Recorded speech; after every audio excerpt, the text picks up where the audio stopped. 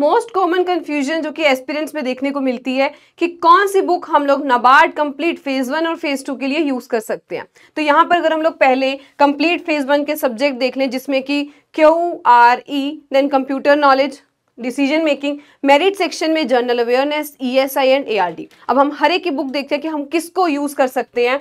Quantitative aptitude के लिए बहुत बढ़िया बुक है एस चांद की, जिसको आप यूज कर सकते हैं। सेकंड आते हैं रीजनिंग के लिए, verbal and non verbal reasoning again from S चांद, जिसमें बढ़िया तरीके से जो है कंप्लीट उसमें रीजनिंग की प्रैक्टिस सेट भी दे रखे हैं।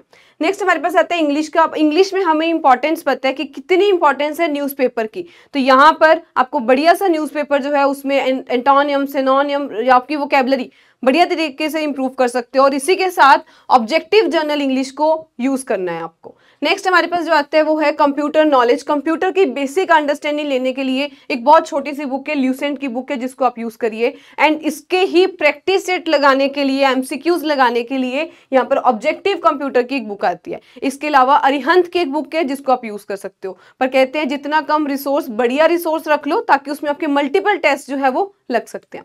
उसके बाद आती है हमारे पास डिसीजन मेकिंग की, जिसमें कि डिसीजन मेकिंग एसेंशियल नाम है बुक का। ये भी बहुत छोटी सी बुक है, और जितना हमें डिसीजन मेकिंग का चाहिए, क्योंकि ये वो सब्जेक्ट है जो हमें कई बारी बाहर करवा देता है प्री एग्जाम से, तो बिल्कुल भी इसके स्किप नहीं करना।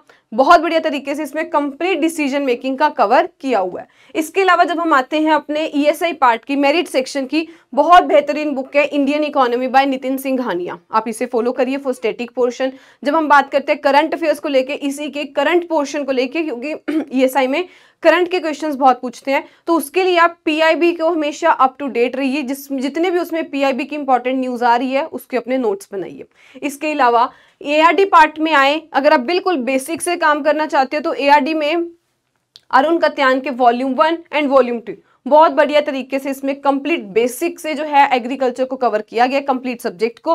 और इसी का प्रैक्टिस जो है, इसी के वन लाइनर लगाने के लिए आप जो है वन लाइनर के लिए नेमराज सुंदर की बुक बहुत बेहतरीन है, उसको यूज कर सकते हो। अब हमारे पास आता है 8वां सब्जेक्ट जो कि है जनरल अवेयरनेस, जिसके लिए आपको अप टू डेट जो है रहना पड़ेगा। जितनी भी करंट की न्यूज चल रही है एज पर नाबार्ड की जो आपको लगता है लेवल की है, वो बिल्कुल पूछी जाएंगी। PIB के साथ अप टू डेट रहना है आपको। अगर कोई रिपोर्ट, सेंसस कुछ भी आ रहा है उसमें आपको रेगुलरली देखते रहना है। तो आई होप आपको इसमें इंपॉर्टेंट बुक्स के बारे में जरूर पता लगा। Thank you.